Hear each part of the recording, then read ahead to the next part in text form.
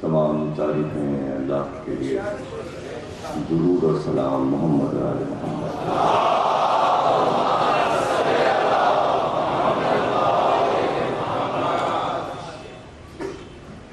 1438 ہجری کے عشرہ ثانی کی پہلی مجلس آپ حضرات دربار حسین حبیب میں سماعت فرما رہے ہیں۔ یہ عشرہ اہلیان تولا کی جانب سے عرصہ دراز سے قائم ہے، اور اللہ اس کو اسی طرح قائم و دائم رکھے۔ یہاں کی ان مجلسوں کے لیے میرے پیش نظر موجود ہے خواتین کربلا کا عزم و استقلال۔ زیر غور تھے بہت سے موضوع، لیکن 11 محرم مخصوص ہے شہزادی زینب کبریٰ صلوات اللہ علیہ السلام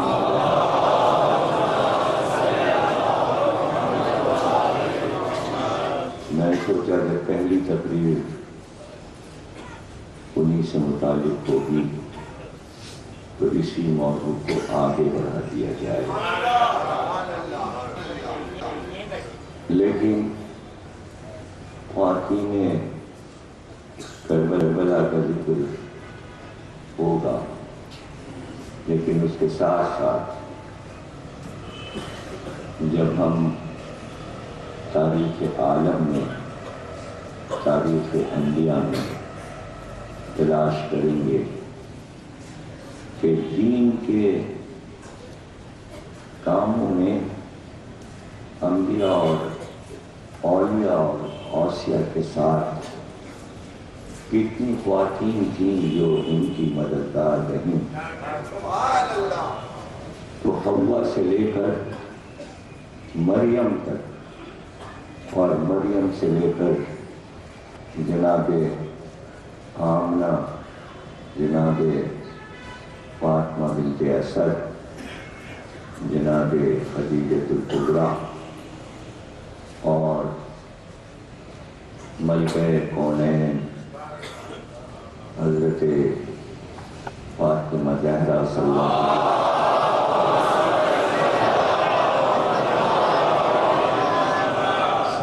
علیہ وسلم سب کا ذکر آئے گا، لیکن چونکہ عشرہ ثانی عشرہ زینب ہے، اس لیے ان کا ذکر بار بار آئے گا۔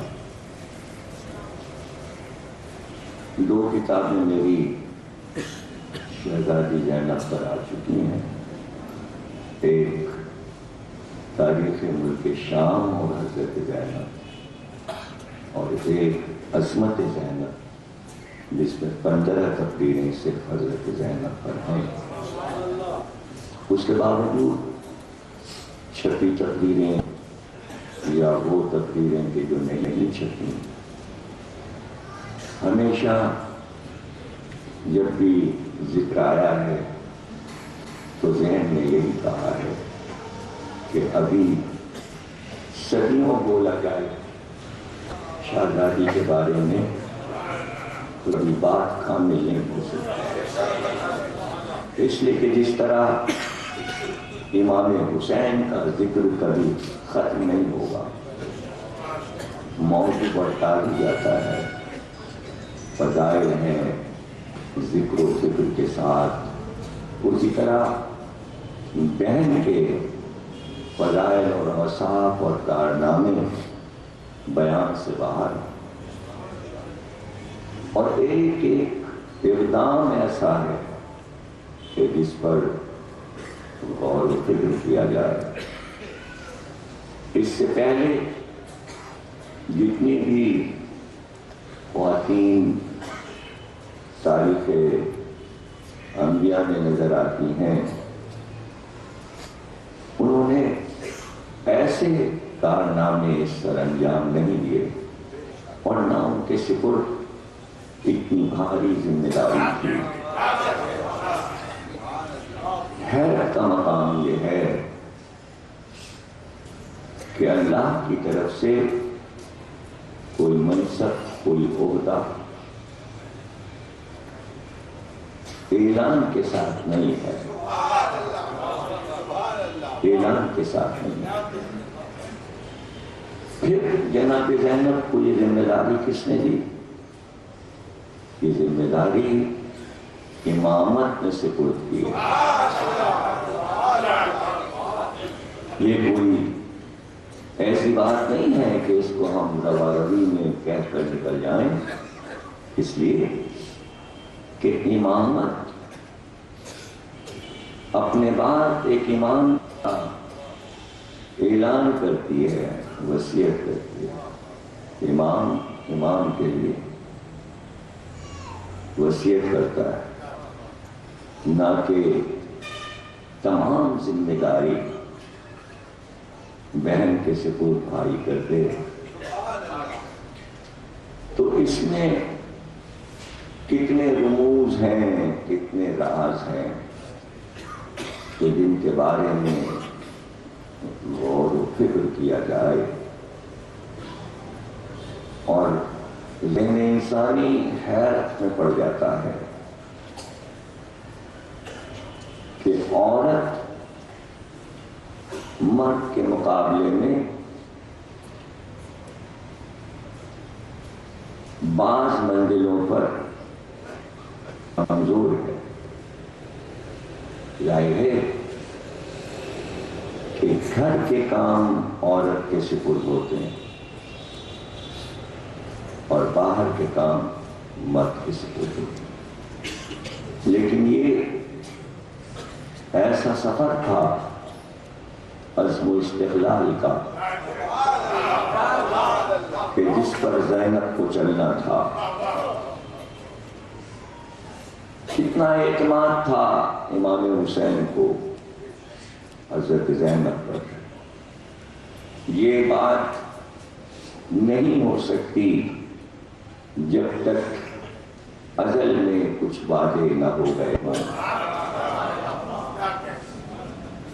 بلکہ اگر ہم معرفت کی منزلوں پر قائم رہ کر ان باتوں پہ غور کریں اور عرفاء کے بیانات کو جو کہ خالص علمی ہوتے ہیں ان کا ہم اپنے ذہن میں اٹھا سکیں تو بہت کچھ عطا ہو جائے گا اور بہت سے راز پتہ چلیں گے، بہت سے راز پتہ چلیں گے۔ کربلا کے دو حصے ہیں، واقع کربلا کے دو حصے ہیں، یہ تو نہیں کہہ سکتے کہ برابر کے، لیکن دو حصے ہیں۔ پہلا حصہ واقع کربلا کا اس بات پر رک جاتا ہے کہ حسین تمہیں شہادت پیش کرنی ہے، اور جب واقع کربلا ہوگا تو عصر کے وقت تمہیں ذبح کر دیا جائے گا بھوکا اور پیاسا۔ یہاں پر واقع کربلا کا پہلا حصہ ختم ہو جاتا ہے۔ دوسرا جب شروع ہوتا ہے تو اس مقام پر امام حسین خاموش ہو جاتے ہیں۔ کبھی اس پہ آپ نے غور کیا؟ میں نے کہا نا کہ معرفت کے ساتھ جب آپ سنیں گے تو بہت سی منزلیں ایسی طے ہوں گی کہ جن سے ذہن خالی ہے، شخصیتیں وہی ہیں، واقعہ وہی ہے، لیکن اس کے راز اور اس کے رموز کوئی دعویٰ نہیں کر سکتا کہ ہمیں سب معلوم ہے۔ غور و فکر نہ کیا جائے، غور و فکر کے بغیر ہم یہ چیزیں نہیں پا سکتے۔ حسین اس وقت 5 برس کے تھے، بات جب ہوئی ہے تو اس وقت حضرت زینب موجود ہیں، حضرت زینب موجود ہیں، اور بات یہاں پر رک گئی کہ جب محضر نامے کا یہ رخ پیش کیا گیا کہ تمہارے بہن کے سر سے چادر چھینے گی، تو یہاں امام حسین خاموش ہو گئے، اس لیے کہ اب واقعہ کربلا کا دوسرا حصہ شروع ہو رہا تھا۔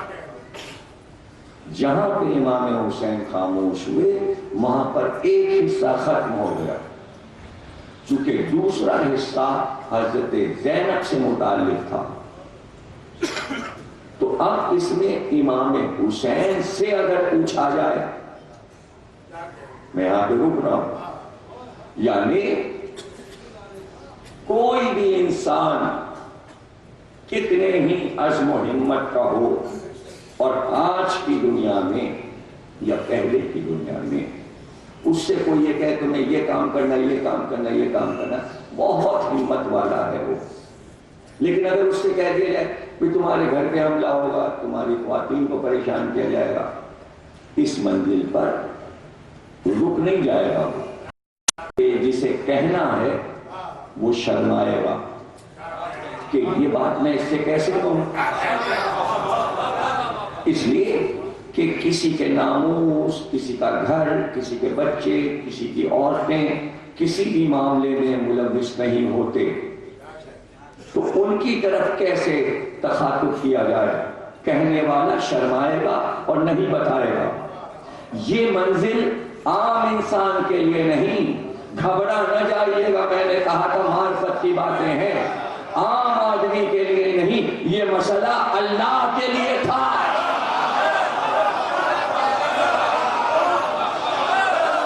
سمجھے آپ بات، سمجھے؟ یہ غیرت کا مسئلہ، یہ مسئلہ رسول اللہ کا بھی نہیں ہے، اس لیے کہ اللہ جو حکم دے گا رسول، تو رسول کہہ دیں گے حسین تمہارے بہن کے سر سے چادر چھینے کی، وہ تو فریضے کو ادا کر رہے ہیں۔ مسئلہ یہاں دیکھا جائے گا کہ جو اللہ اپنی کتابوں میں، زبور میں، انجیل میں، توریت میں یہ پیغام دے چکا، عورت کا احترام کرنا، عورت کا احترام کرنا، عورت کا احترام واجب ہے، اور وہی اللہ حسین سے یہ کیسے کہے کہ تمہارے بہن کے سر سے چادر چھنے گی؟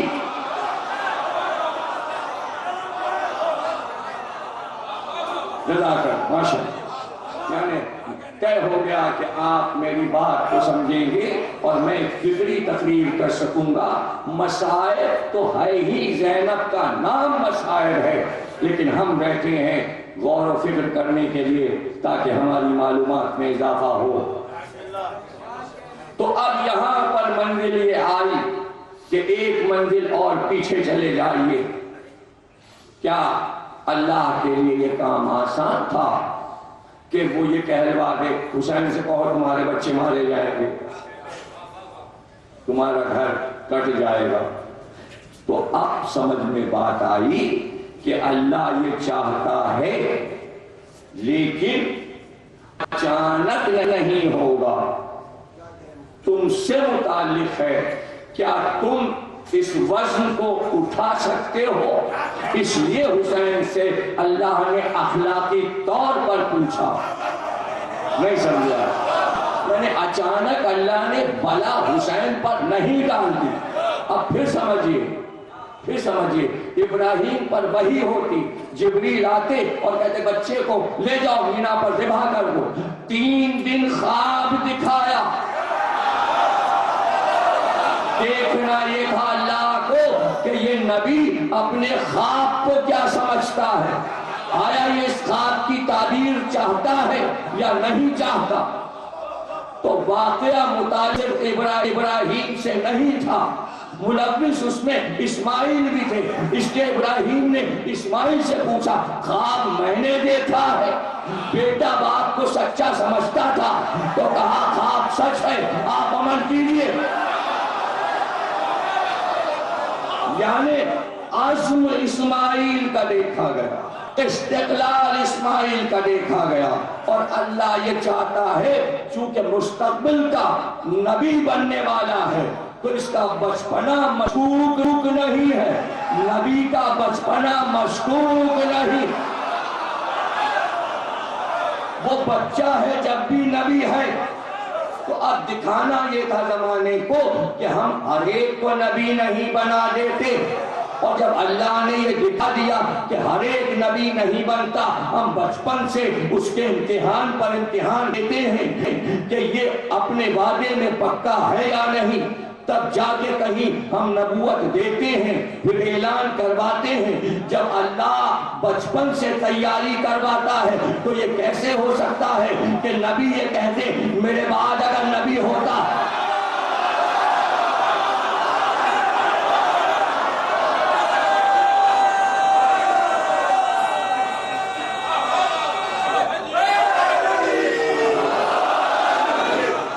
تیار ہے نا تقریر سننے کے لیے؟ جھولے میں کعبے میں پیدا کیا علی کو، محمد کے ہاتھ سے باہر آئے، آنکھیں کھولی تو نبی کا چہرہ پہلے دیکھا، غذا پہلی زبان نبی کی چوسی، کھانا رسول کی زبان سے علی نے کھایا، نہلایا کھلایا گود میں کھلایا، جھولے میں کلہ ازدر کو چیرا، پڑے ہوئے تو نبی کے ساتھ سوتے تھے، 7 سال کی عمر تک نبی کے پہلو میں سوئے، نبی کے بستر کی گرمی کو محسوس کیا، سمجھ رہے نا؟ اور اس کے بعد 12 برس کی عمر میں نبوت کے مددگار بننے کو تیار ہو گئے دعوت ذوالعشیرہ میں۔ 24 سال کی عمر میں شب ہجرت بستر نبی پہ سو گئے، 25 سال کی عمر میں بدر میں پہلی بار تلوار کھینچی، 26 سال کی عمر میں نبی کی بیٹی سے شادی ہوئی، 27 سال کی عمر میں احد لڑی، ذوالفقار آسمان سے آئی، 29 سال کی عمر میں 29 سال کی عمر میں خیبر کو فتح کیا، عمر ابن عبد ود کو قتل کیا، ابھی جوانی ہے کہ حنین کو فتح کیا، ابھی جوانی ہے کہ نبی کے گوشت پر چڑھ کر بتوں کو توڑا، ابھی جوانی ہے کہ فاتح مکہ بھی قرار پائے، ابھی جوانی ہے کہ نبی کے ہاتھ پر بلند ہوئے اور آواز آئی من کنت مولا ہو فہذا علی المولا۔ اتنے فضائل اللہ نے دیکھے، نبی نے دیکھے، جب کہا اگر میرے بعد نبی ہوتا تو علی ہے۔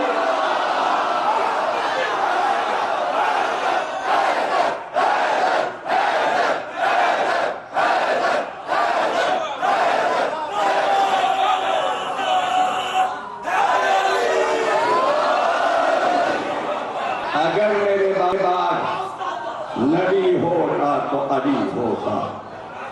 آدم سے نبوت شروع ہوئی، آدم نے جس کے لیے وصیت کی وہ نبی بنا۔ یہاں سے طے ہے کہ شیش کا کوئی زمانہ کفر میں نہیں گزرا۔ شیش نے اپنے بیٹے انوش کو بنا دیا۔ طے ہے کہ ان کی گود میں پڑے، نبوت کی گود میں پلے، ایمان کی گود میں پلے۔ اب جو نبی بنتا جاتا ہے وہ یا تو نبوت کی گود میں پلتا ہے یا عصمت کی گود میں پلتا ہے۔ نبی کے لیے شرط لگا دی کہ ایمان کی گود میں پلے تو نبی بنے گا، وہ چاہے ابراہیم ہو، داؤد ہو، سلیمان ہو، شعیب ہو، یحییٰ ہو، زکریا ہو، یا عیسیٰ ہو، موسیٰ ہو یا ہارون ہو۔ ہر نبی 1,24,000 ایسا نہیں ہوا کہ پہلے بت پرست تھا، بعد میں ایمان لایا، پھر نبی بنایا گیا۔ تو نبی کیسے بن سکتا ہے؟ کوئی عوام میں سے بھلے اگر کا لفظ بھی لگا ہو، اگر کا لفظ بھی لگا ہو، تب بھی احتیاط اس کے یہاں ہے، احتیاط اس کے یہاں ہے۔ اور پھر جب یہ کہہ دیا گیا کل علم دیں گے مرد کو، تو جب ہر ایک علم نہیں اٹھا سکتا تو نبوت کیسے چلا؟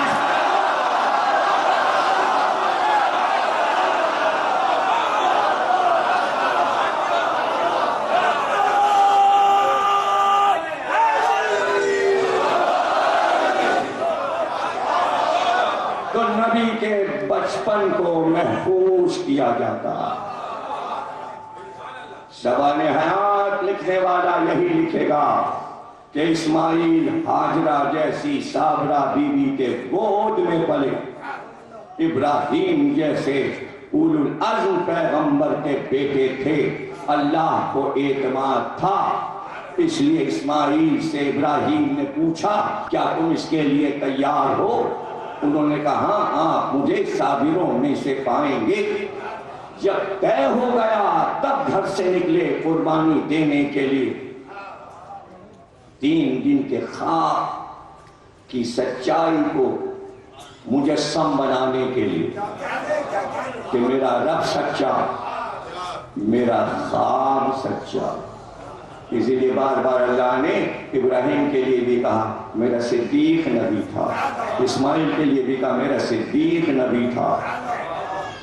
تو اب ضرورت نہیں ہے کہ ابراہیم جیسی کوئی ہستی نظر آئے یا اسماعیل جیسی کوئی ہستی نظر آئے تو قرآن میں نہ ڈھونڈتے پھریے کہ صدیق کا لفظ اس کے لیے ہے یا نہیں، یا صدیقہ کا لفظ ہے، یعنی اس کی سیرت ابراہیم سے ملتی ہے تو پھر وہ صدیق ہی ہوگا۔ اگر اسماعیل سے کوئی مل رہا ہے سیرت میں تو پھر وہ صدیق ہے، عورت ہے تو وہ صدیقہ ہے، اس لیے کہ پیغمبرانہ شان اس میں پائی جاتی ہے۔ تو ایک طرف پیغمبروں کو عہدہ اور منصب دے کر کام لیا اور ایک طرف یہ دکھایا کہ کچھ ایسی ہستیاں ہیں نہ پیغمبر بنائیں گے، نہ رسول بنائیں گے، نہ امام بنائیں گے، دونوں کے کام سامنے رکھ کر دیکھیں گے بلند کون ہے۔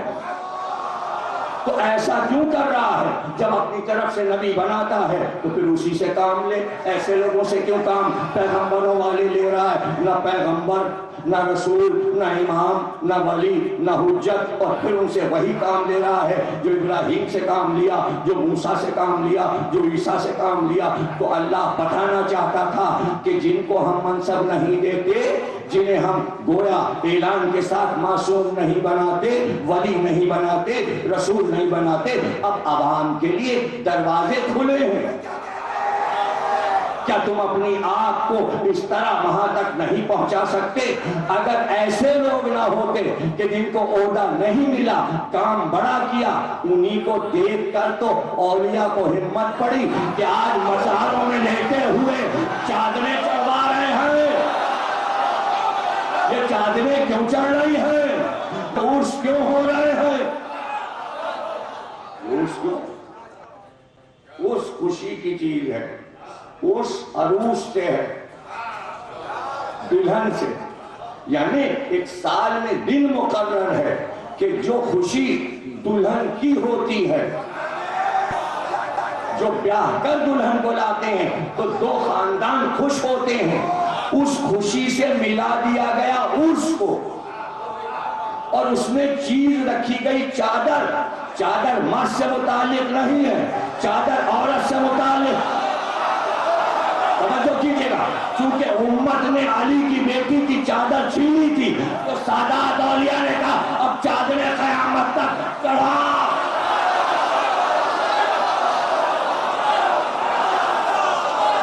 چادریں کا نظم کرو، چادریں، تاکہ توجہ کیجئے گا، تاکہ امت کی عادت پڑے کہ چادر چھینی نہیں جاتی، چادر دی۔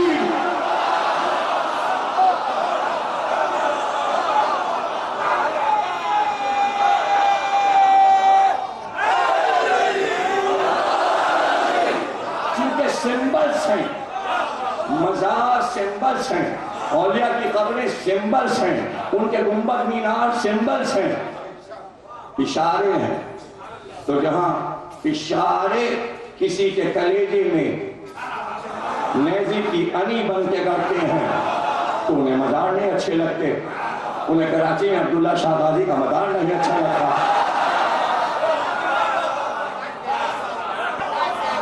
لاہور میں دادا کا دربار نہیں اچھا لگتا، انہیں ساہیوال میں فرید گل شکر کا مزار نہیں اچھا لگتا۔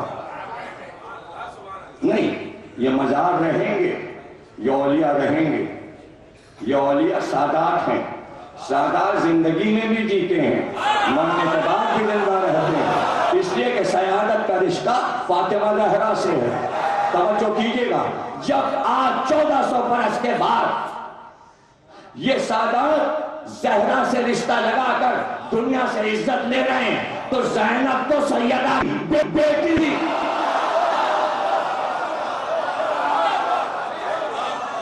جملہ میں اور بڑھا دوں، کائنات کی پہلی سیدانی جناب سیدہ، لیکن سیدہ نساء العالمین ہے وہ. انہیں سیدانی نہیں کہیں گے، انہیں کہیں گے سیدہ نساء العالمین. استطاعت کی وجہ سے سید یا سیدانی ہوگا. توجہ ہے نا آپ کی؟ تو کائنات کی پہلی سیدانی کون ہے؟ زینب. اتنا ہلکا جملہ سمجھ لیا تم نے؟ ارے سیدہ سے پہلے دو سید آئے، حسن اور حسین. پرانے سید جو ہیں، جو قدیم سید ہیں حسن اور حسین سے پہلے کے، وہ میں سب بتا چکا ہوں. ہاشم سید، عبد المطلب سید، ابو طالب سید، عبداللہ سید، آمنہ سیدانی، فاطمہ بنت اسد سیدانی. لیکن اس وقت سیدانی اور سید کا ترجمہ ہاشمی ہوتا تھا. نہیں سمجھے؟ اس وقت اس کا ترجمہ ہاشمی تھا. ہاشمی لفظ کنورٹ ہوا سید اور سیدہ میں. اگر پہلے سے سید نہ ہوتے تو پھر ختمی مرتبہ سید کیسے بنتے؟ سید کا بیٹا سید ہوتا ہے. لیکن سیدہ کو اللہ نے تمام سادات میں، مرد اور عورت میں یہ شرف دیا، نساء العالمین، زمانے کی تمام عورتوں کی سیدہ. پوچھا گیا مریم بھی تو سیدہ تھی، حضور نے فرمایا اپنے وقت کی عورتوں کی سردار تھی. سیدہ حوا سے لے کر قیامت تک جتنی نساء آئیں گی، کائنات کی تمام عورتوں کی سردار سیدہ.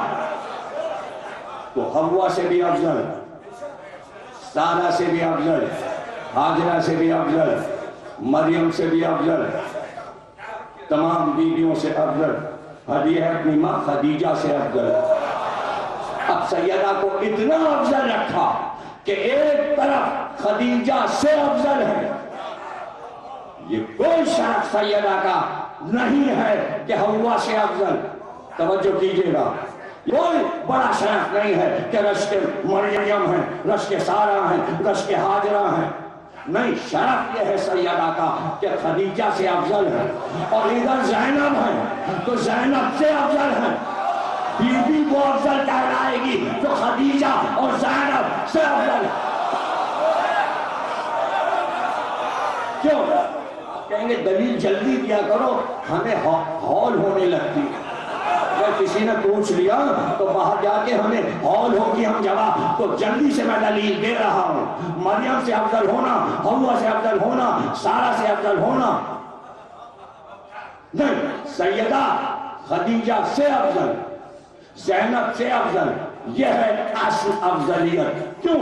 اس لیے کہ خدیجہ خود حوا، سارہ، ہاجرہ، مریم سے افضل. زینب حوا، سارہ، ہاجرہ، مریم سے افضل. اب سمجھے؟ یہ دونوں بیویاں افضل.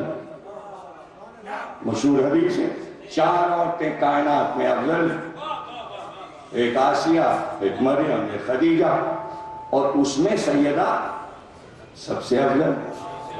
تو آسیہ، سارہ، ہاجرہ، سب سے افضل خدیجہ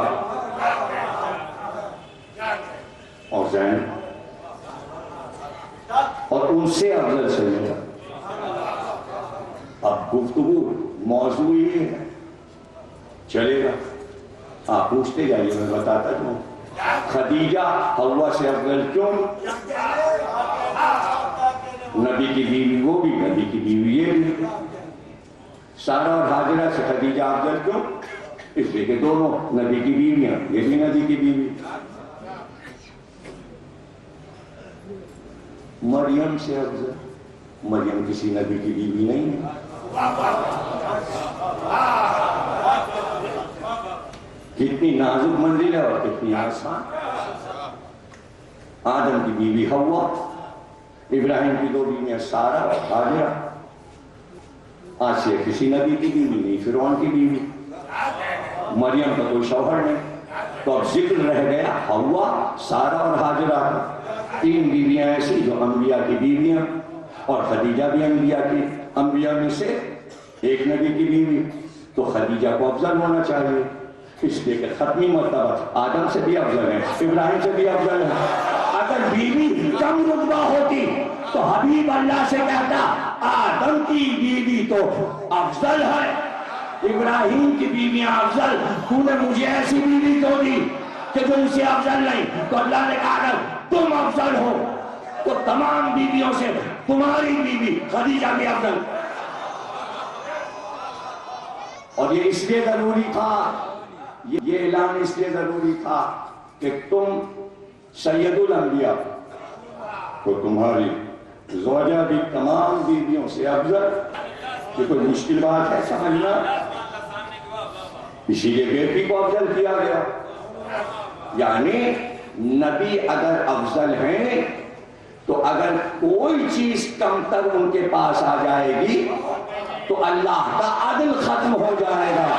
نہیں سمجھا؟ کیا انبیاء کے بیٹیاں نہیں تھیں مگر نام کوئی نہیں جانتا. اور جب بیٹیاں نہیں ہوں گی تو داماد بھی نہیں ہوں گے، لیکن دامادوں کو بھی کوئی نہیں جانتا. ایک آدھ ڈھونڈ کر اگر میں نکال دوں ریسرچ سے تو یہ کوئی بات نہ ہو. عوام تو نہیں جانتے. کیا آپ نوح کی کسی بیٹی کا نام جانتے ہیں؟ کیا آپ نے کبھی ابراہیم کی کسی بیٹی کا نام سنا؟ کیا آپ نے اسحاق اور اسماعیل کی بیٹیوں کے نام سنے؟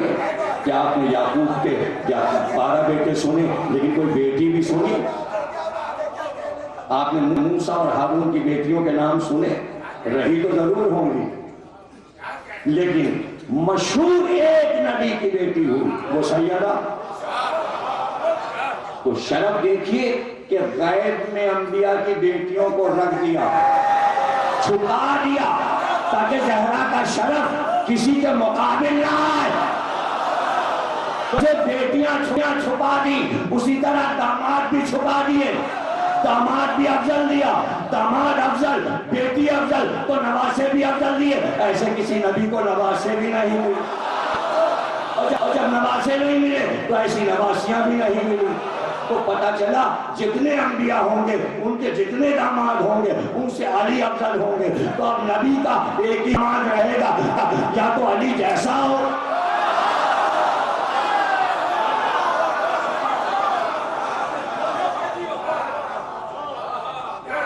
نواسے بھی دو ہی رہیں گے اور نواسیاں بھی دو ہی رہیں گے. تو سیادت جو ہے وہ چل رہی ہے اس خاندان میں. ایک ہے سببی سیادت، ایک ہے نسبی، ایک ہے عصمت کبریٰ، ایک ہے عصمت صغریٰ. ایک ہے سیادت کبریٰ، ایک ہے سیادت صغریٰ. صغریٰ تو آ ہی رہی تھی. کون سا نبی ہے جو سید نہیں؟ ابھی تاریخ ہے سیدنا ابراہیم، سیدنا موسیٰ. تو سیادت تو سب کی ثابت کر رہے ہیں مسلمان تاریخ کی کتابوں میں. چونکہ سیادت چل رہی تھی اس لیے ضروری تھا کہ سیدہ کے لیے اعلان ہو، سیدہ نساء العالمین. بیٹی کس کی؟ سرکار کی.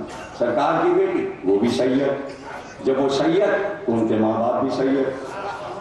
اس لیے کہ غیر سید کا بیٹا سید ہو ہی نہیں سکتا. میں نے تو نہیں سنا کہ کوئی مرزا صاحب ہوں اور ان کا بیٹا اپنے نام کے ساتھ سید لکھے. میں آپ بھی ہوں، میں قاضی ہوں، میں نقوی ہوں، تو لوگ کہیں گے تمہارے ابا تو مرزا لکھتے تھے. اس پہ کتنا جھگڑا فساد ہوگا. اور کیا یہی ہوگا تم بنے ہوئے سید. اس لیے کہ سید سے کوئی مرزا میں نہیں جائے گا، لیکن مرزا سے مان کے سید میں آتے ہیں.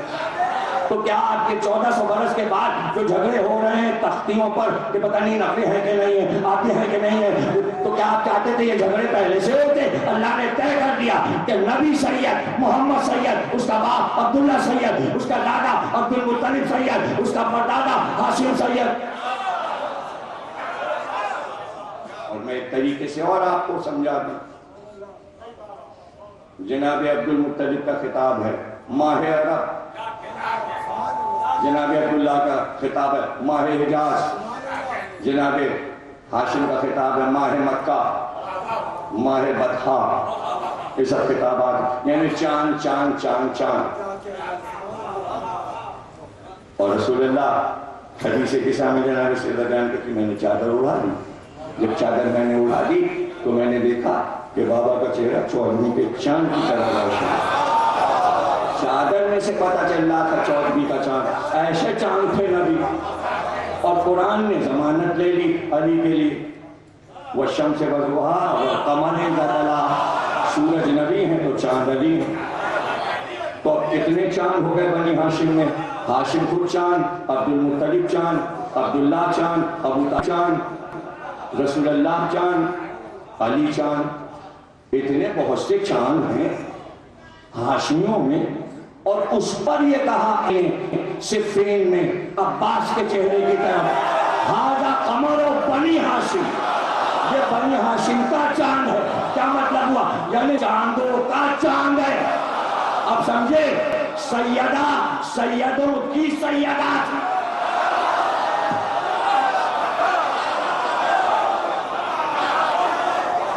نبی سیدوں کے سید ہیں، حسن اور حسین سیدوں کے سید ہیں۔ بھائی آپ دیکھیں نا، سب سے پہلے کون سے سادہ؟ علوی سادہ، اس کے بعد حسنی سادہ، اس کے بعد حسینی سادہ، پھر آپ کی اور زیدی دونوں، اور پھر باقری اور پھر جعفری اور پھر کاظمی، اور کاظمی میں موسی اور کاظمی، اور پھر رضوی اور پھر تقریب اور پھر نقوی، اس کے بعد ختم۔ اس لیے کہ 11ویں امام کے بیٹے امام مہدی وہ ہے عسکری، دوسرا کوئی عسکری ہو نہیں سکتا۔ دیکھیں گھبرانا چاہیے، علوی بھی سید، حسنی بھی سید، حسینی سارے سید۔ کیسے بنے فخر سے گھوم رہے ہیں؟ ابھی دیکھیں سارا فخر کہاں جاتا ہے۔ آپ بھی سید، باقی بھی سید، جعفری بھی سید، بھی سید، رضوی بھی سید، تقوی بھی سید، نقوی بھی سید، میں نقوی، یہ سارے سید۔ حسن عسکری کو ایک بیٹا دیا، کیوں؟ اس لیے کہ عسکری بھی سید ایک رہے، تاکہ دنیا پکارے یہ سیدوں کا سید۔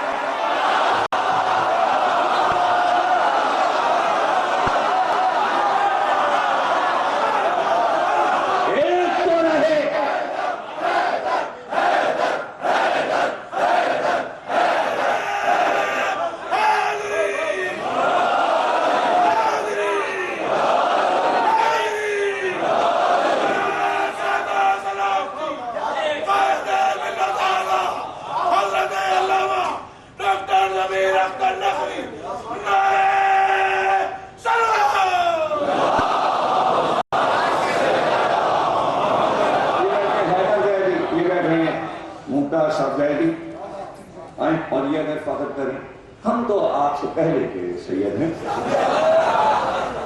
تو کیا یہ فخر مانا جائے گا؟ نہیں، امام تو سب برابر، اگر امام تو برابر تو یہ فخر تو سب کہہ رہے ہیں ہم بھی سید، ہم بھی سید، ہم بھی سب ایک دوسرے کو دیکھ کے کہیں آپ نقوی سید، آپ بھی سید، آپ مسلم سید، جیسے آپ ویسے ہم، جیسے آپ ویسے ہم۔ کوئی ایک تو ایسا ہو جو علوی سے لے کر لکھنؤ تک جب آئے تو ہر سید یہ پکارے ہمارا سید آ گیا، وہ آیا، ہمارا سید آ گیا، وہ آ گیا، ہمارا سید آ گیا۔ تو توجہ ہے نا، تو کائنات میں جتنی سیدانیاں ہیں ان سب کو یہ فخر کہ ہم امام کی اولاد سیدانیاں، لیکن محشر میں ساری سیدانیاں پکاریں گی وہ آئی زینب، سیدانیوں کی سیدانی، یہ حضرت زینب کا فخر، یہ حضرت زینب کا فخر۔ کیوں؟ اس لیے کہ سیادت شروع ان سے ہو رہی، سیدہ تو نساء العالمین، تو تمام زمانے کے عورتوں کی سردار سیدہ، لیکن پہلی سیدانی زینب۔ اور ان کی چھوٹی بہنیں ان کے ساتھ. جب چھوٹی بہن اپنی شہزادی زینب کو کہہ رہی ہیں جناب ام کلثوم، جناب نفیسہ، جناب رقیہ، جناب سلمہ، جناب ام ہانی، یہ سب جناب زینب کی بہنیں، اور ان کو یہ فخر زینب ہماری سردار، ہماری سیدہ، ہماری شہزادی. تو جہاں زینب کو یہ فخر حاصل ہے کہ کائنات کی شہزادیاں یہ پکاریں کہ یہ ہے ہمارے سر کا تاج، زینب ہماری سردار، اتنا بڑا فخر جناب زینب کے لیے کہ سیدہ نساء العالمین کی بیٹی، اس کے لیے آپ یہ کہیے کہ جناب زینب کے شوہر سید نہیں تھے. ارے کہاں عقل گئی؟ پہلے کتابیں تو پڑھو، ریسرچ تو کرو، تو پتہ چلے گا کہ نہیں. صواعق محرقہ اہل سنت کی کتاب ہے حدیثوں کی، اس میں لکھ دیا گیا سید کی پہچان یہ ہے کہ اس پہ صدقہ حرام ہو. اور جب یہ حدیث ختمی مرتبت میں دی تو کہا 3 پر صدقہ میں نے حرام کیا، اور تینوں کی اولاد پر، ایک عقیل، ایک جعفر اور ایک علی. عقیل پر بھی صدقہ حرام، جعفر بھی صدقہ حرام، علی پر بھی صدقہ حرام، ان کی اولاد پر بھی صدقہ حرام، اس لیے کہ تینوں سید. چونکہ عقیل اور جعفر سید، اس لیے رسول نے حدیث دی یا علی ہماری بیٹیاں ہمارے بیٹوں کے لیے، ہمارے بیٹے ہماری بیٹیوں کے لیے. یہ عقیل اور جعفر کو دیکھ کر کہا مطلب یہ کہ چچا کے گھر میں بیاہ کر جائیں گی، باہر نہیں جائیں گی. اس لیے اللہ نے عقیل کو 12 بیٹے دیے اور جعفر طیار کو 8 بیٹے دیے، تاکہ اگر 18 بیٹیاں علی کو ملے تو گھر میں بیاہ کر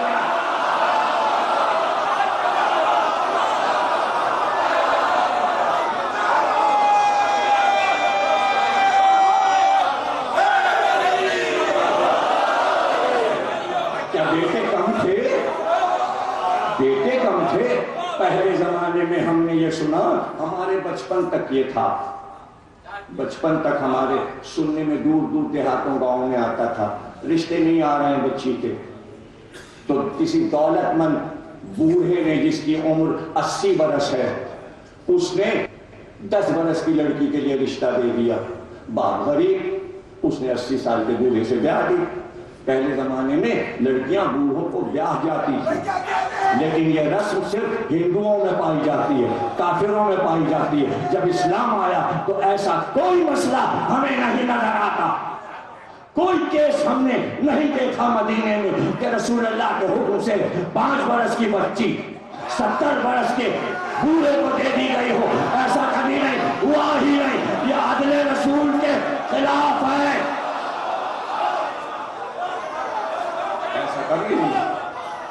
یہ عدل الہی نہیں ہے، یہ عدل الہی نہیں ہے. بات سوچنے اور سمجھنے کی ہے. جعفر جیسی ہستی علی کے بعد، رسول اللہ کے بعد، علی کے بعد عقیل جیسی ہستی، نام ہی عقیل ہے. شرف کیا ہے؟ جعفر. لقب طیار، یعنی پرواز کرتے ہیں جنت میں زمرد کے 2 پروں کے ساتھ. رسول اللہ نے ممبر پہ فرمایا میں نے جعفر کو جنت میں پرواز کرتے دیکھا، اللہ نے انہیں زمرد کے پر عطا کیے ہیں. اسلام کا علمدار یا حمزہ کو ملا، یا جعفر کو ملا، یا علی کو ملا. یہ اسلام کے بڑے بڑے علمدار، اور جنہوں نے علم کی حفاظت میں جان دے دی، اس میں سر فہرست جعفر، جنہوں نے اپنے ہاتھ کٹا دیے علم کے لیے. اتنے شجاع کہ مولانا روم نے مثنوی میں کہا کہ یہ لڑتا ہوا جو جوان آ رہا ہے، ایسا لگتا ہے کہ یہ اپنی تلوار سے ہمارے پورے قلعے کو الٹ دے گا. اس کے پہلے سے لگ رہا ہے یہ چاہے تو پورا قلعہ ہمارا الٹ دے، اٹھا کے پٹک دے. اتنا بہادر، اس لیے کہ وہ تلوار گواہی کے لیے استنبول کے میوزیم میں اب بھی رکھی ہوئی ہے. 2.5 گز کی تلوار، اتنی چوڑی تلوار، اسے دیکھ کر آج بھی دنیا کہتی ہے یہ اٹھائی کیسے جاتی ہے.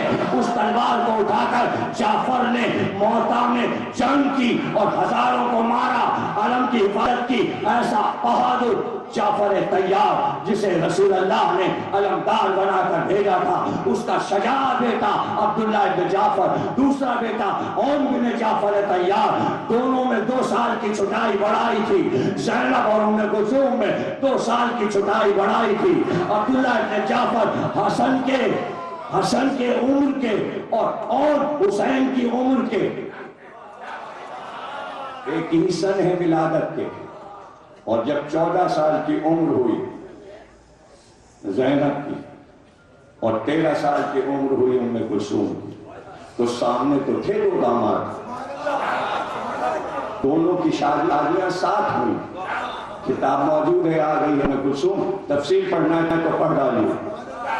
پہلی سوال ہے ام کلثوم، تمام ریسرچ ورک اس میں نے پیش کر دیا، ہر پہلو سے گفتگو کی ہے، یہ سیادت والی گفتگو بھی اس میں تفصیل سے ہو گئی۔ بیاہ کر ایک گھر میں گئی، بڑے گھر کی بیٹیاں بڑے گھر میں جاتی، اور کائنات میں سیدہ سے بڑا گھر کوئی تھا؟ سیدہ کے گھر سے بڑا گھر کس کا تھا؟ بڑے گھر کی بیٹی تھی سیدہ، اس لیے اللہ نے کہا بڑے گھر میں بیاہ ہو۔ اور میرے گھر سے بڑا گھر کس کا ہے؟ آگے بڑھ گئے، علی کعبے میں پیدا ہوا تھا، سیدہ رسول کے گھر میں، بڑے گھر سے بڑے گھر میں۔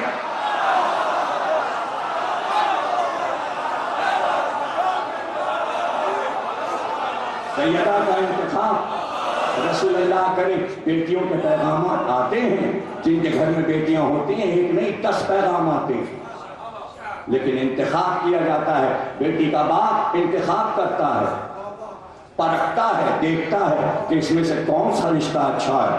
تو یہ کوئی معیوب بات نہیں ہے کہ بیٹیوں کے رشتے آئے، تاریخ بھی عجیب ہے، رشتے آئے تو اس کو شادی ہی بنا دیا۔ اب یہ تو وقت نہیں ہے، آنے والی تقریروں میں ہم آپ کے سامنے عرض کریں گے کہ کیا ہوا، نسبت ہوئی بیوی میں ڈال دیا، یا کوئی رشتہ لے کے آ گیا تو لکھ دیا ہاں ہو گئی۔ یہ کیا بات ہوگی؟ رشتے دینا معیوب بات نہیں، لیکن لڑکی کا باپ دیکھے گا۔ سیدہ بیٹی کے بھی رشتے آئے تھے، لیکن جواب ایک ہی دیا، میں اللہ کے حکم کا منتظر ہوں۔ بھائی غور کیجئے گا، میرے جملے ضائع نہ کیجئے گا۔ جس سیدہ کی نسبت، شادی، نکاح، ولیمہ سب اللہ کے حکم سے ہوا، کیسے ہو سکتا ہے کہ زینب اور ام کلثوم کی شادی بغیر اللہ کی مرضی کے؟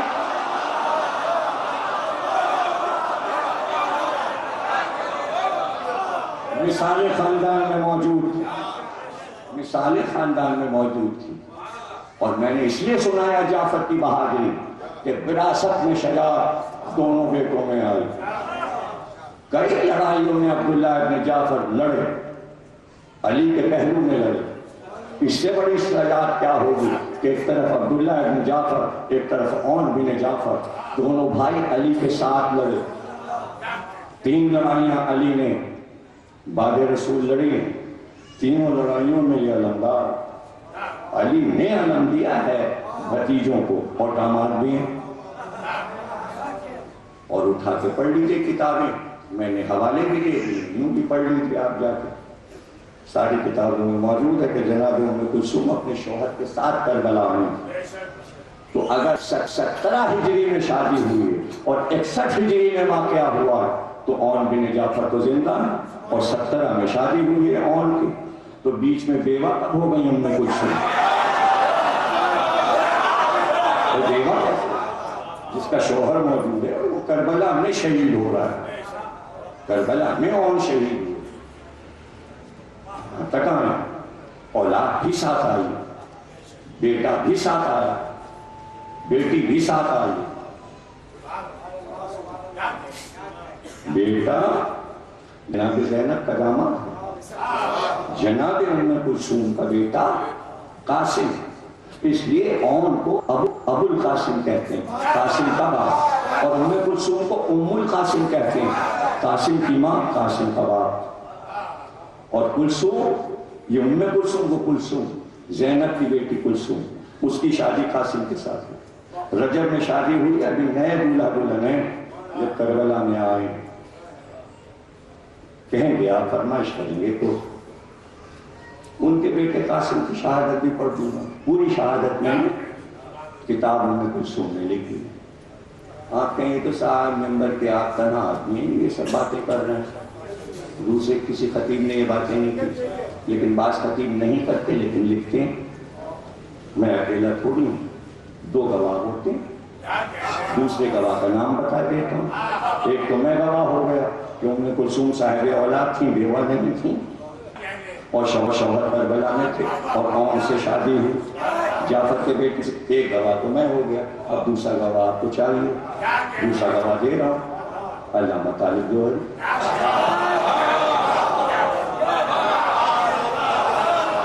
ارے ممبر کا آدمی چاہیے نا، میں بھی ممبر کا آدمی، وہ بھی ان کی کتاب پچھلے سال آئی حدیث کربلا، اٹھا کے پڑھ لیجیے، پھر اس میں ڈھونڈیے گا عون بن جعفر کہاں لکھا ہے، اسی صفحے پہ جائیے گا، انہوں نے اس کتاب کا حوالہ دے دیا جو اصل کتاب ہے، میں نے اس کا نام نہیں لیا، میں نے شروع علامہ طالب جوہری سے کیا۔ اب آگے بتا دیتا ہوں پچھلے آیت اللہ نے کہاں کہاں یہ لکھا۔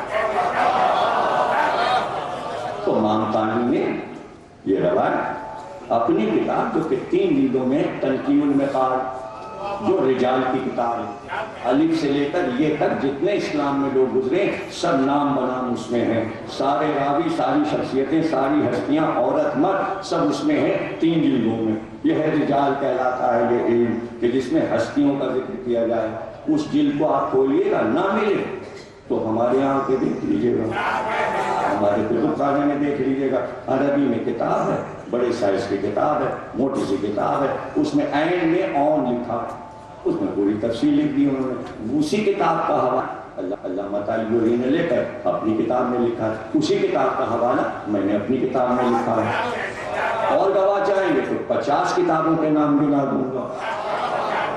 اب آپ کہیں گے یہ مشہور کیوں ہوا؟ تو اچھا آپ مشہور پہ عمل کرتے ہیں یا سچائی پہ عمل کرتے ہیں یہ بتاؤں گا۔ آپ کو یہ بتانا پڑے گا اور 9 دن کی بحث ہوگی کہ آپ کی شریعت مشہور پہ چل رہی ہے یا فرمان معصوم پہ چل رہی ہے، آپ کی تاریخ فرمان نبی پہ چل رہی ہے، فرمان علی پہ چل رہی ہے یا مشہور پہ چل رہی ہے۔ مشہور ہے، سنا ہے، جو آپ نے سنا ہے اس کو میں سچ مان لوں، آپ کے کانوں کو سچ مان لوں اور کتاب کو سچ نہ مانوں۔ آپ کے کان بڑے سچے ہیں اور جن دانتوں نے ہونٹ ہلا کے آپ کے کانوں میں ڈالا اس کا دہن بڑا سچا، یا آپ کے کان سچے یا جو بولا وہ سچا۔ سنا ہے، نبی اکرم کے بارے میں سنا ہے، یہ پڑھ لیا تھا تو وہ سچ ہو گیا، میں سچ ہوں۔ اگر آپ ایک خبر لائے کہ میں ابھی سن کے آ رہا ہوں یہ پڑھا اور میں نے کہہ دیا جھوٹ، تو آپ سچے ہیں، میں سچا۔ جو ممبر پہ بیٹھا ہے وہ سچا، جو نیچے بیٹھا ہے وہ جھوٹ بول رہا ہے۔ نہیں سمجھے؟ اب ماضی میں جتنی باتیں پھیل چکی ہیں سب جھوٹی، اور جس نے بتا وہ جھوٹا، جس نے سنا وہ جھوٹا۔ کیوں سنا؟ جھوٹ کیوں سنتے ہو؟ ارے بندر کان بند کیے بیٹھے رہتے ہیں، جھوٹ نہ سننا۔ تم انسان ہو کے شوق سے جھوٹ سن رہے ہو، تم سے اچھا تو بندر ہے۔ بندر منہ پہ ہاتھ رکھے، گاندھی جی کے 3 بندوں، ہم نہ جھوٹ بولتے ہیں نہ ہم جھوٹ سنتے ہیں۔ 3 بندر ہے نا، تینوں کا کیا کام ہے؟ ایک بندر، تیسرا بندر۔ تینوں بندر کہہ رہے ہیں نہ ہم جھوٹ دیکھتے ہیں نہ ہم جھوٹ بولتے ہیں نہ ہم جھوٹ سنتے ہیں۔ بندر سکھائے اور پھر سمجھ میں نہ آئے۔ سنا ہے، مشہور ہے، تو مشہور تو یہ بھی ہے، مشہور تو یہ بھی ہے کہ ایک دن جبریل آئے، رسول اللہ سو رہے تھے، جگر کو چاک کیا، دل نکالا، اس میں ایک کالا دل تھا، جنت میں لے گئے، کوثر میں دھویا، دل کو نکالا، پھر آپریشن کرنے کے بعد ٹانکے لگائے، دل کو سینے میں رکھا۔ مشہور تو یہ بھی ہے کہ اللہ اپنی ٹانگ جہنم میں ڈال دے گا۔ مشہور تو یہ بھی ہے خدیجہ بیوہ تھی۔ مشہور تو یہ بھی ہے رسول کی 4 بیٹیاں تھی۔ مشہور تو یہ بھی ہے کہ اسرار نے کہا تھا کہ علی نے ایسا کیا.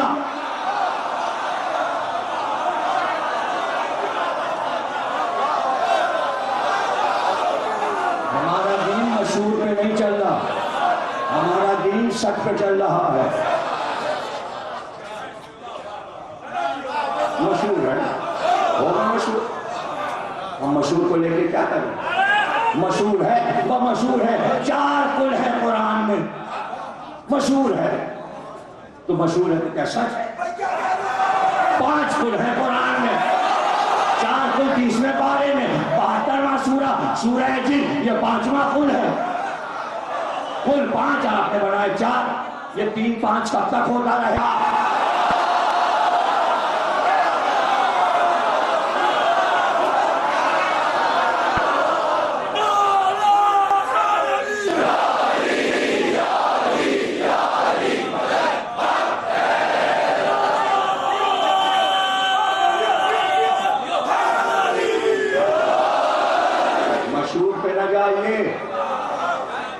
مشہور پہ نہ جائیے. مشہور جانے کیا کیا ہے. جب جمہوریت آتی ہے کسی کا رونا ہو رہا ہے، ہمارے لیے یہ مشہور کر دیا جاتا ہے کہ کرپشن کرپشن کرپشن. اب اس کی لڑائی ہو رہی ہے کہ جب ذوالفقار علی بھٹو رہے جب بھی یہ پروپیگنڈا ہوا کرپشن، جب بے نظیر آئی جب بھی یہ پروپیگنڈا ہوا کہ کرپشن. اب ہم لوگ آئے ہیں تو پھر جب دوسرا آتا ہے تو یہ کرپشن کی بات نہیں ہوتی، چونکہ چپک گیا ہے. اب یہ تو پروپیگنڈا کرنے والوں کا کمال ہے کہ جھوٹ کو سچ بنا دو. تو اس کے لیے کوئی کانٹا ہونا چاہیے. پیپل پارٹی والے ان جھوٹوں کو پکڑیں جو جمہوریت کے الزام لگا دیتے ہیں، پکڑ کے انہیں سامنے لائیں. جو پروپیگنڈا کرتے ہیں ہمیں یہ فن آتا ہے، ہم سے پوچھیں. اور کیا ہمارے لیے ہوا پروپیگنڈا.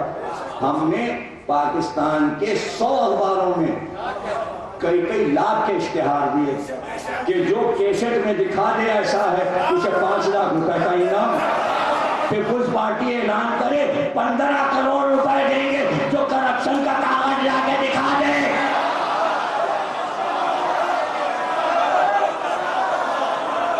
اعلان کرو، پیسے سے چور پکڑا جاتا ہے. مشکل کیا ہے؟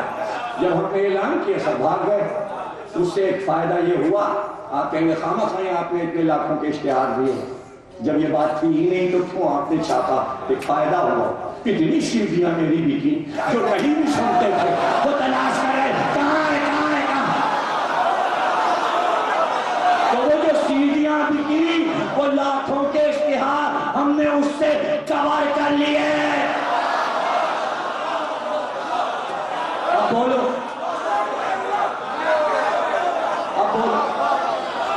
اگر پیپلز پارٹی یہ اعلان کر دے 15 کروڑ روپے دیں گے اگر کوئی کرپشن ثابت کر دے کسی محکمے میں، تو ہر محکمے کا PhD کرنے والے سروے کرنے لگیں گے، ہر فائل دیکھیں گے. اس سے پھر فائدہ ہوگا کہ یہ پتہ چل جائے کہ یہ بجلی کہاں غائب ہو گئی.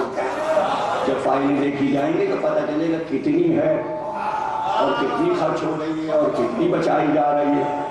بجلی میں اگر کرپشن ہے تو وہاں جا کے آدمی PhD کرے. انگریزوں کو بلا لو، باہر والوں کو بلا لو، وہ بیٹھ کے، حالانکہ انگریزوں کے پاس تو ہے بجلی کمپنی. لیکن شکر ہے کہ جعفر بلگرامی صاحب نے بڑا کرم کیا کہ اب کی آپ جو پریشان ہوتے تھے اس اشرے میں بجلی نہیں جائے گی، لیکن یہ تقریر اگر سن لیے اور پھر غصے میں دم کر دی تو اس کا کیا ہوگا. اسی طرح پانی کے محکمے میں چلے جائیے، پانی کا مسئلہ. اچھا پانی نہیں ہے، اللہ نے کہا پانی اتنا دیں گے کہ اب نہ کہو گے کہ پانی. ایک دم سے پاکستان میں پانی آ گیا. وہ آ گیا تو بیکار سے محفوظ بھی نہیں کر سکتے، اس لیے کہ بند توڑنے پڑے. اب جب بند توڑے تو اس کے مقدمے قائم ہو گئے، کس کس نے توڑے، کیا کیا کیا، کدھر پانی موڑا، اپنا کھیت بچایا، اس کا کھیت اجاڑا. عجیب مسئلے. انہی سارے مسئلوں کو کرپشن کہتے ہیں.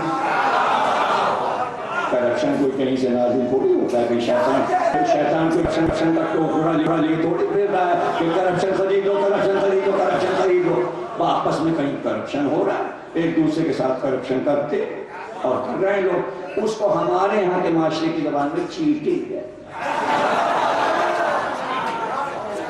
تو یہ سب چیزیں کیوں دور نہیں ہو رہی؟ دور ہونے کے لیے یہ جیسا مجمع حسینی دربار میں لگا ہوا ہے، یہ جیسا ہر سال یہ دربار حسینی سجتا ہے، جگہ جگہ ہر فرقہ دربار حسینی بنائے، نہ بلائے ہم کو، اپنا خطیب تیار کرے کہ فضائل حسین پڑھو. اگر پورے سال پاکستان میں ہر درسگاہ میں ذکر علی ہو اور محرم میں ہر فرقہ اپنے محلے میں مجمع قلوب کر ذکر حسین سنا، کیسا کرپشن، کیسا کرپشن. ارے یہی تو کوفے والے پکار رہے تھے، حسین سے کہہ رہے تھے حکومت میں کرپشن ہو رہا، آئیے. حسین نے کہا کوفے نہیں آئیں گے، ہم کربلا میں وہ کام کریں گے کہ کرپشن کا خاتمہ ہو جائے گا. حسین نے عصر عاشور کے وقت کرپشن کا خاتمہ کیا. اب اعلان کون کرے؟ حسین نے کہا زینب یہ کام تمہارا.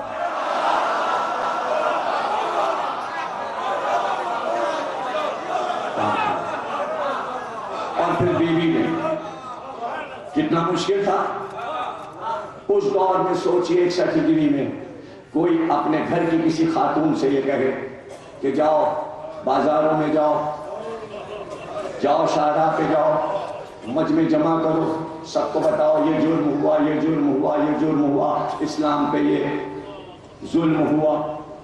وہ کیسے کر سکتی ہو؟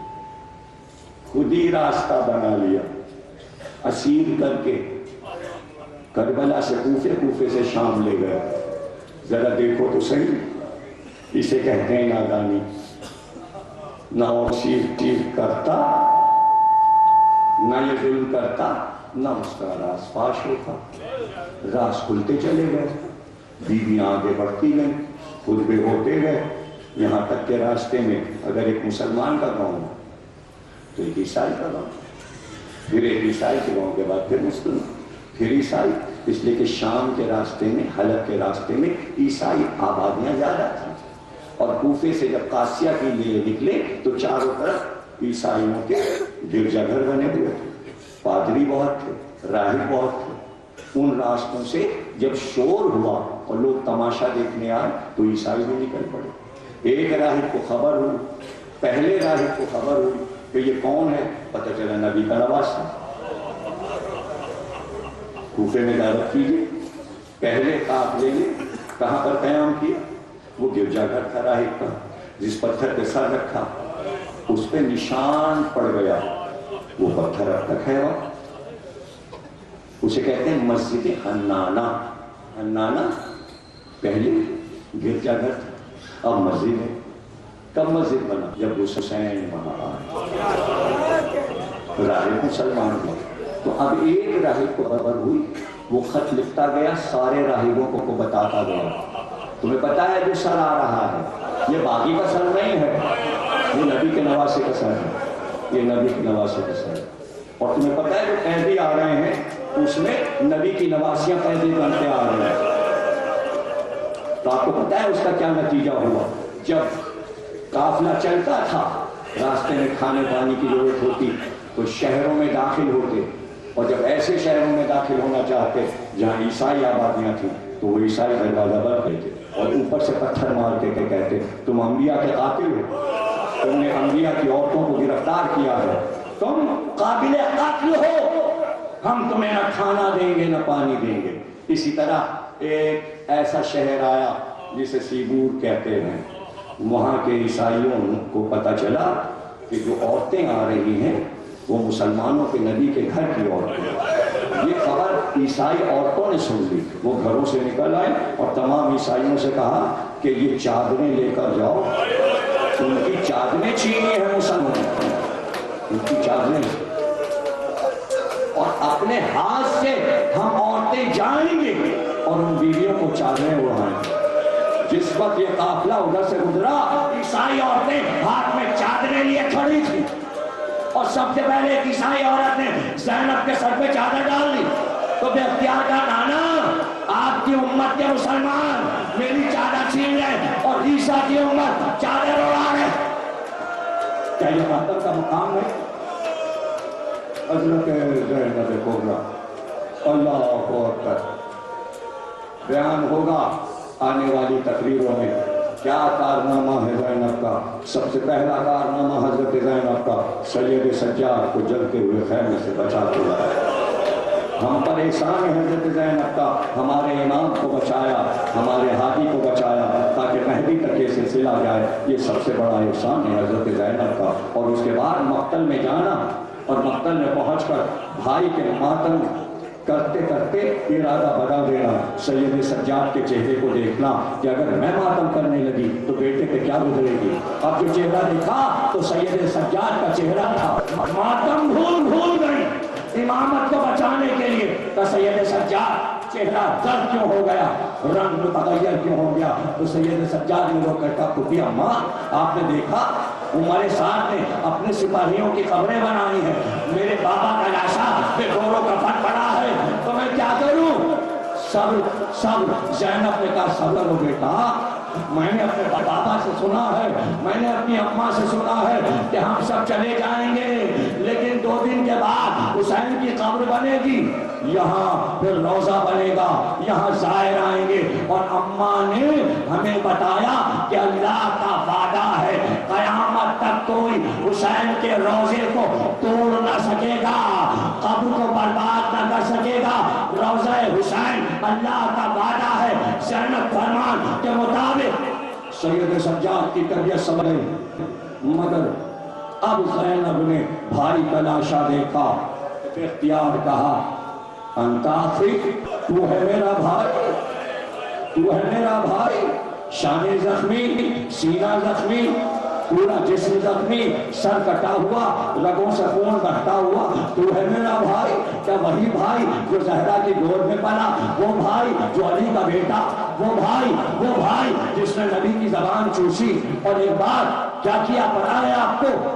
پردہ نہیں تھا ہماری پردے پر، لکڑی کی ہماری کی لکڑی پر زینب نے اپنے سر کو پٹکا. اب جو پٹکا تو زینب کے بالوں سے لہو گرنے لگا. علماء نے کہا بھائی اور بہن کا لہو ایک ساتھ مل گیا.